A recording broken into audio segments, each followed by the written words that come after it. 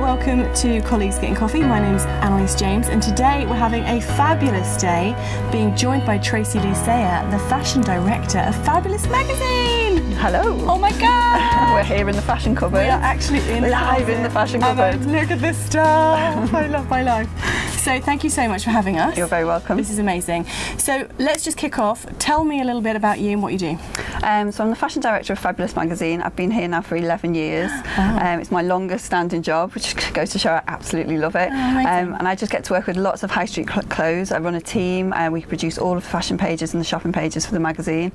We basically know what's out on the high street sort of 10 hours before everybody else and tell them what to buy, what the trends are, and what they should be looking for this season. You have the secrets in your hands. We do. I love it. Amazing. So how did you get into fashion? Was it something you always loved, or? It was something I totally always loved. I think at the beginning I wanted to be a fashion designer because I didn't actually realise there were other jobs in fashion other than that. So I applied for a fashion design course at Newcastle University and didn't get on.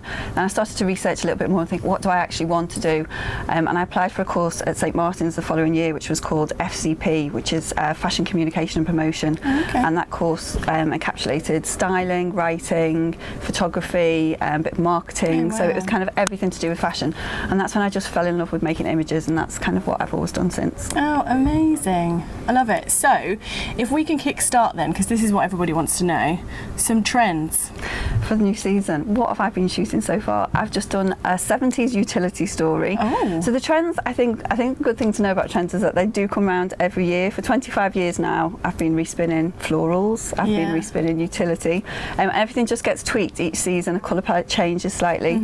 So we've just done utility. Last year it was very sort of almost kind of a little bit butch. This season it's much more either 70s, so it's down a retro route, or it's much more feminine and pretty. So Alberta Ferretti's done this amazing collection this season with lots of combat pants mixed with broadway anglais tops and florals. Makes it just that bit more feminine, softens it up. So it's thinking of a new way each season. Is it quite challenging to do that though, to kind of reimagine things? So if people have seen floral like for 20 years, it is challenging, but I think if you love what you do and you're constantly like looking for inspiration from the catwalks and stuff to see what the designers are doing with it, you know, I still get a kind of palpitation when I walk into a shop and see all the new clothes in there for each season. So yeah, I thoroughly enjoy what I do. You're super passionate about it. I am. And what you've done as well is you sort of channeled your passion and you've become a social media influencer now.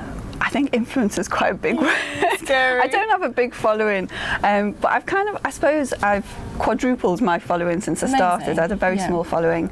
I suppose for me the panic was I was someone who'd worked in fashion for 25 years, but I could see the way things were moving, that people wanted people with personalities that they could see.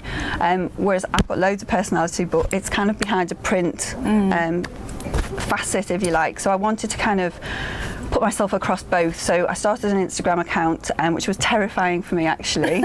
As somebody who literally never had their picture taken in their life, avoided every camera, was a behind the scenes kind of girl person, to kind of put myself out there and do my first selfie made me feel physically sick. Oh my God. But I did it and people were like, Trey, that was fab, you should do more of that. I think they thought at that time it was probably I'd do a couple and then you know, fall off the wagon with it. But I've stuck with it because I've kind of always done that with my career. If I've wanted to do something, I've kind of stuck with it and seen it through. So I'm 2 years in now to Instagram. I am enjoying it. It's got lots of challenges. My relationship changes with it all the time. Sometimes I love it, sometimes I hate it. It can be really quite difficult to have to keep up with it. You know, because I actually read your article about it and you talked about how to build that with consistency, because people think they'll get followers overnight. Yeah, totally. Actually, that's not right. It just doesn't happen at all. It doesn't matter if you have a name on a magazine. That's not what people are looking for on Instagram. So yeah, I mean, I think for me, I tried to make sure that I was consistent and I posted at least 3 or 4 times a week, either with something new to say about clothes or something new to say about Instagram or something new to say about fashion, to just try and keep people engaged. And I also just wanted it not to be too serious, because I don't take fashion seriously. I think it should be fun. Yeah, absolutely. And I think that comes across in your photos. They're just fabulous. So like, thank you. You're wearing like sometimes crazy stuff. Like you wore the Jaws t-shirt the other day and I was loving life. I was like, did, you know, I literally bought that t-shirt because Calvin Klein have done this amazing collection this summer, and it's all to do with the 70s Jaws film, and it's got the shark motifs on the collection, and you know, they're wearing them with kind of like surf kind of pants and stuff, and I still want to be part of that trend, and you know, that t-shirt was £20 from Forever 21, and it kind of gave me that buzz of I can't afford the Calvin Klein, but I can get my kicks elsewhere. Absolutely, and it's just a classic movie. It's a classic movie, and so many people kind of like, oh my god, I have to have that t-shirt. So do you think that becoming an influencer in rabbit ears, we'll say, do you think it's actually opened up opportunities for you then? Not maybe specifically for you, but more opportunities for the magazine that might not have been there? Yeah, definitely. I mean, a few for me. I was invited to Parliament to kind of sit on a discussion about sustainability in fashion, which I'm finding I'm getting more and more interested in as time goes on. It's also given me lots of opportunities in the workplace. So I think what's happened a lot in print media is that people don't want to advertise just in print anymore. They want 360 campaigns. So for me, Dorothy Perkins don't want to do a print ad. Next stopped print ads in 2 years ago. But when I approached them and I said to them, we know you don't want to do print ads anymore, but we can bring some of our personality to the table and do a 360 campaign with you. So we've started working now a lot in video. So we're doing, I've put the whole fashion desk out there now. There's no escape. So we do a page called What the Fashion Desk Wears, where we all have to show our faces in the magazine. No pressure. I'm asking them all to do social media on it, and off the back of that, we've just worked with Next on a video campaign of our picks of the best new season.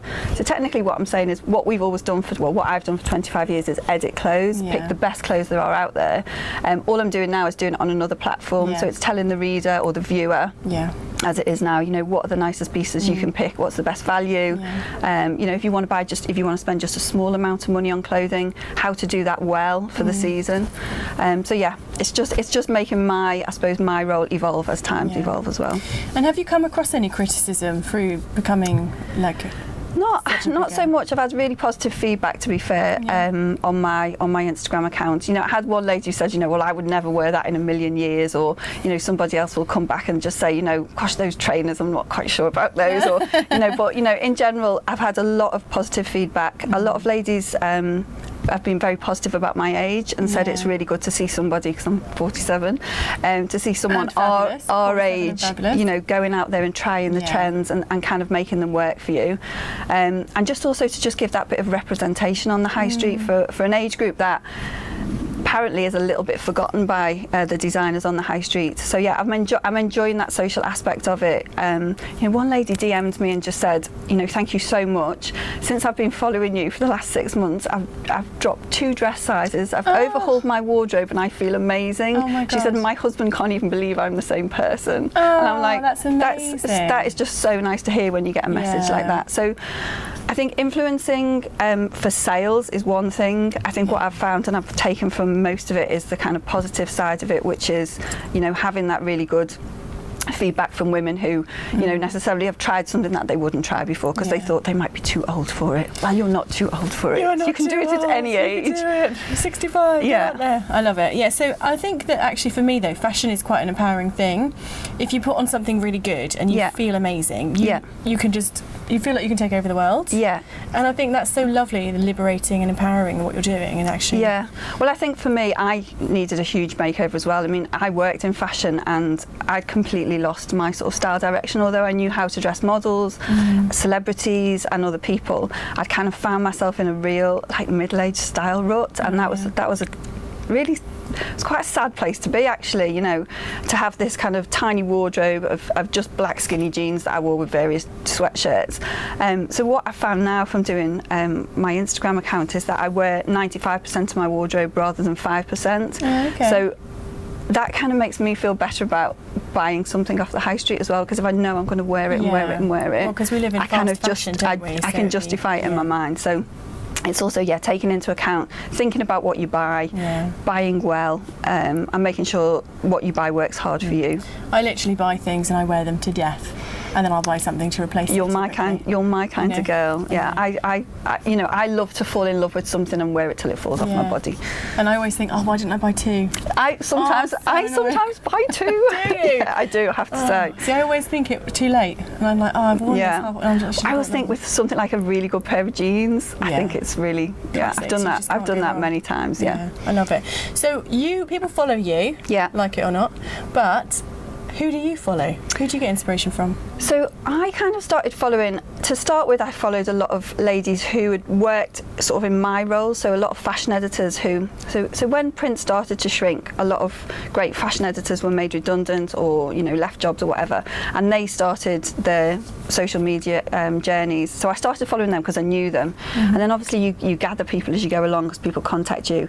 I like ladies though who are necessarily not hard selling you product all of the time. So people who just spin their wardrobe, make it look different every day, and I know they're not working with lots of brands necessarily. They're just sort of getting different looks. So there's one in particular lady who I really like called the Model Edit, and I don't know how old she is. I would say she's a little bit older than me. I don't want to offend her if she isn't, but she's an ex-model who is still, however, modelling, I think, back through her social media experience, and she just has a really quirky take on things. These trainers that I'm wearing today, I probably would never would have worn if I hadn't seen her wearing them, and I thought, yeah, I can do that if she can do that. And I think that's what's nice about Instagram. You can enjoy other people's wardrobes and just think, actually, you know, they're doing it, so can I, and that's a really good thing. Well, it's also just taking parts as well, isn't it? Because sometimes you'll see like a model and you'll think, I love that outfit, but I love the shoes, or I love the skirt, or I love the top, but maybe not together. Yeah. So you feel brave enough to do one part of it, but then not all of it together. Totally. Amazing.